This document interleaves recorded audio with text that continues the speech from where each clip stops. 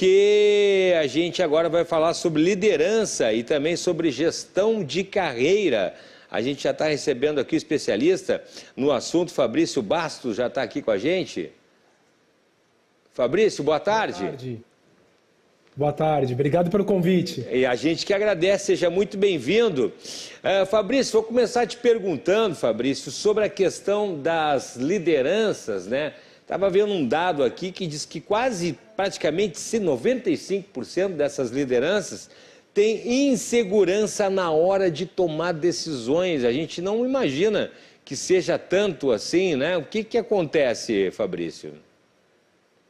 Pois é, acho que um primeiro ponto que a gente tem que fazer uma reflexão sobre essa questão de tomada de decisão tem muito a ver com a era que nós estamos vivendo, que é uma era de extremas incertezas, onde tudo que a gente tinha planejado, né, as organizações no passado tinham uma visão de 5, 10 anos, às vezes, de uma certa linearidade, e que hoje ela modifica em ciclos muito menores. Então, essa questão de tomada de decisão, de planejamento estratégico, é claro que é importante ter uma visão de longo prazo, mas as organizações e principalmente as lideranças, elas precisam compreender que esses ciclos eles estão mais ágeis, mais complexos, e em função disso, a necessidade de tomada de decisões ficam muito mais complexas nesse ponto de, será que eu vou conseguir acertar aquilo que eu estou pensando que é o caminho correto? Ou será que tem outras coisas que a gente vai ter que fazer ajustes no meio do caminho? Ah, perfeito. E Fabrício, será que isso tem a ver também com a questão do período que a gente passou agora em relação à pandemia, que, né, apesar do horror que foi aí das mortes, né, atingimos esses dias 700 mil mortes em função da Covid, mas que trouxe uma aceleração também da tecnologia. Será que isso aí também tem a ver? Por exemplo, eu tenho amigos meus, colegas, que trabalhavam num escritório com 50, 60 funcionários, foi reduzido para menos da metade e na pandemia foram trabalhar em casa e o patrão lá, o CEO deles lá, chegou e disse que não queria mais que voltasse para trabalhar. Falou que o pessoal era para trabalhar em casa mesmo, pegou o caminho aí do home office aí, cortou aluguel e tal, que é uma decisão difícil, né? Porque numa dessas você precisa do espaço físico, mas enfim, nesse caso está indo muito bem. Será que isso aí não ficou uma herança também dessas modificações que foram adiantadas de uma maneira muito rápida, né? A gente está conversando aqui agora, isso aí antes da pandemia era uma que outra e tal, de repente todo mundo ficou conectado aí com vídeo, com áudio, né? O estúdio dentro de casa e tal. Será que isso aí também não acelerou muito processos aí que você está falando? Com certeza. A tecnologia tem um papel fundamental nessa questão de como que ela potencializa ou como ela pode até eventualmente ser uma barreira na tomada de decisão. Conectando com a parte, né, do trabalho remoto, do trabalho home office, era muito comum que no passado as pessoas se reuniam para tomar decisões no âmbito presencial, no âmbito coletivo. E quando você tem que tomar uma decisão, né, principalmente, claro que muitas decisões são específicas de algum corpo executivo, né, onde estão pessoas envolvidas, né, numa parte mais estratégica, é muito comum que essas decisões, principalmente as mais relevantes, sejam tomadas por um colegiado. E uma coisa é você tomar decisões quando você está presente, conversando, mergulhando nessas questões para chegar numa melhor solução. E de uma outra forma, como é que você faz essas combinações, essas reuniões, trata informações quando a gente está num formato online, num formato remoto. Então isso com certeza potencializa principalmente a ideia de, será que essa é a melhor decisão? E claro que existe uma questão muito conectada ainda à primeira pergunta, que tem vinculação com a tomada de decisão. Como eu costumo dizer, a tomada de decisão, quando a gente toma a decisão, a gente nunca sabe qual que vai ser de fato o resultado. A gente procura, né, pensar em hipóteses, em caminhos, mas de fato a gente só sabe o resultado da tomada de decisão depois de um tempo que aquilo aconteceu.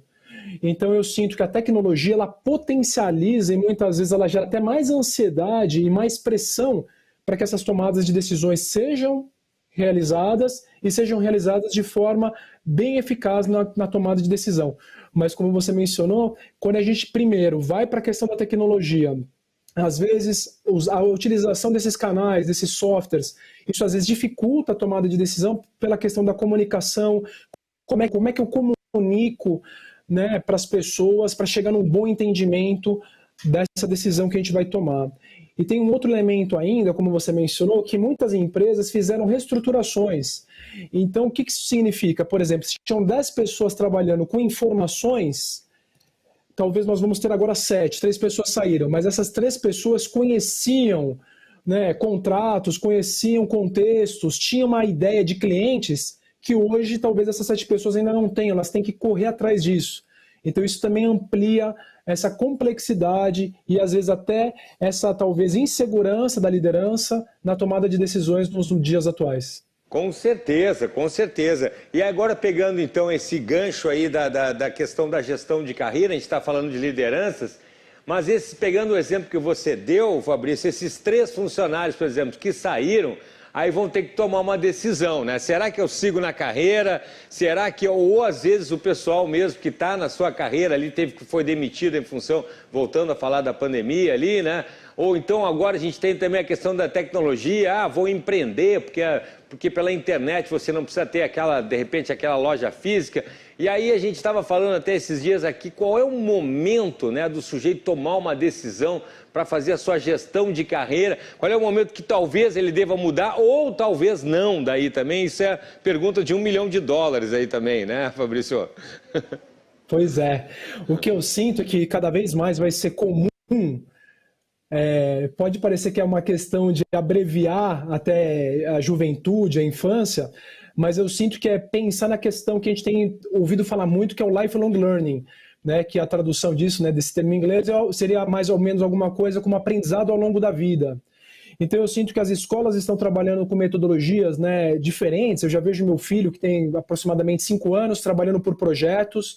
Eu sinto que isso começa a desenvolver competências diferentes, e a partir disso, eu vejo que vai ser um pouco futuro. A ideia não é fazer, né, um exercício de futurologia, mas é mais do que pensar numa única carreira, quais são as competências que eu vou desenvolver na minha vida e pensar nessa possibilidade de que eu vou poder usá-las em diferentes contextos, em diferentes projetos, em diferentes situações.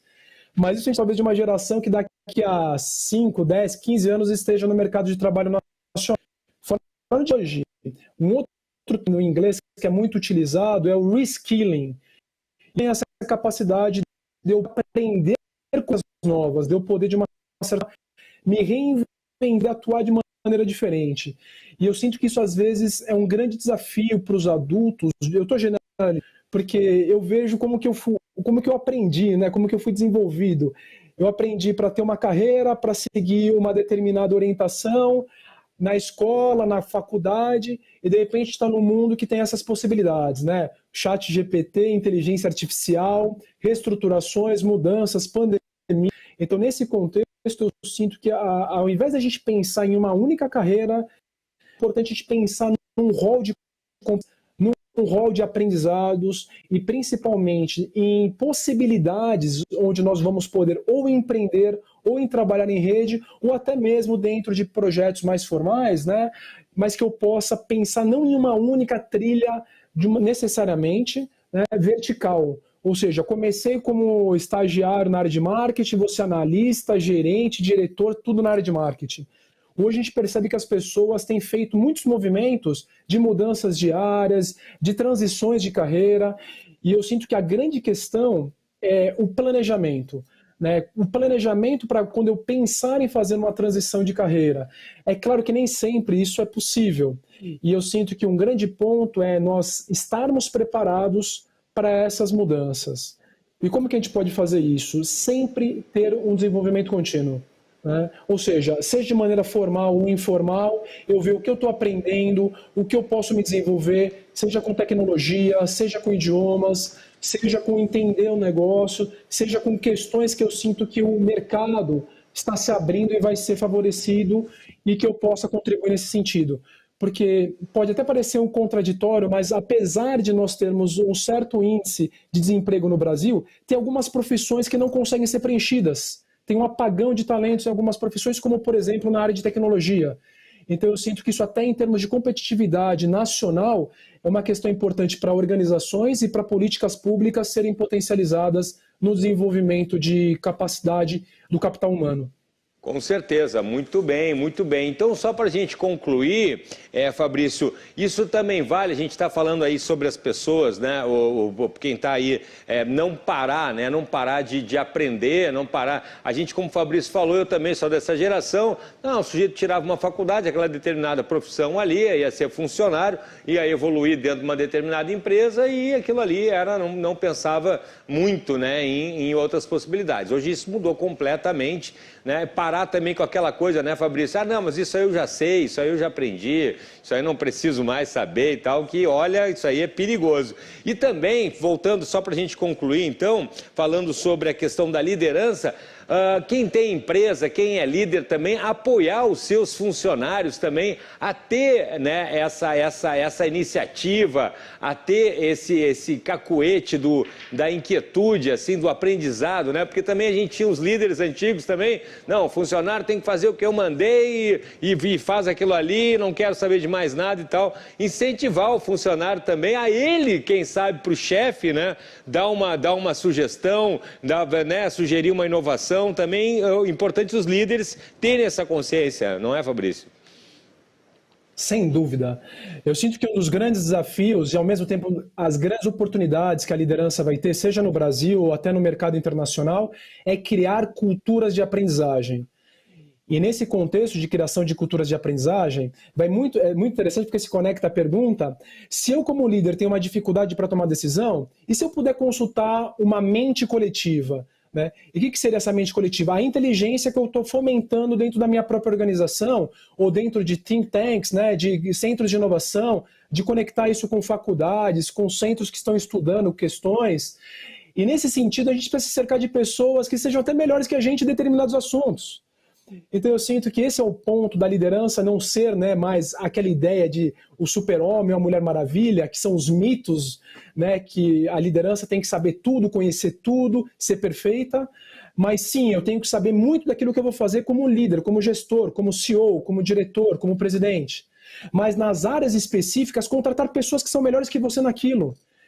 Então eu sinto que quanto mais a liderança observar que isso é uma questão que todo mundo ganha, as pessoas sentem propósito naquilo que elas fazem, elas estão engajadas, elas se dedicam, elas aprendem, elas evoluem, a liderança, muitas vezes, a melhor coisa que ela pode fazer, entre aspas, é dar um passo para trás, dar espaço para as pessoas fazerem bem feito, direcionar a estratégia e desenvolvê-las por meio de coaching, de feedbacks, né, e de uma análise dessa criação dessa cultura de aprendizagem. Sensacional, sensacional. Fabrício, o pessoal que está acompanhando aí, por favor, pode nos fornecer aí tua rede social, teu contato aí para quem tiver mais dúvidas e quiser te procurar, daí como é que faz? Claro, eu tenho o meu LinkedIn, né, meu nome completo, Fabrício César Bastos. Lá eu compartilho alguns artigos que eu escrevo, algumas outras entrevistas que eu faço, pode me seguir por ali. E também pelo meu Instagram, que também é meu nome completo, Fabrício César Bastos. Maravilha, Fabrício, muito bom conversar contigo, viu? Vamos se falando, porque o mercado não para, né? O mundo também está sempre mudando aí, então vamos se falando aí. Obrigado por nos atender, viu? Combinado, obrigado. Um bom final de semana, um abraço. Valeu, para ti também, um abração. Tá aí, então, procura lá o Fabrício César Bastos nas redes sociais, porque, olha, é bacana mesmo, não dá pra gente ficar parado. Muito bem, agora 12 minutos para as 4 horas da tarde, daqui a pouquinho a gente vai ter esporte.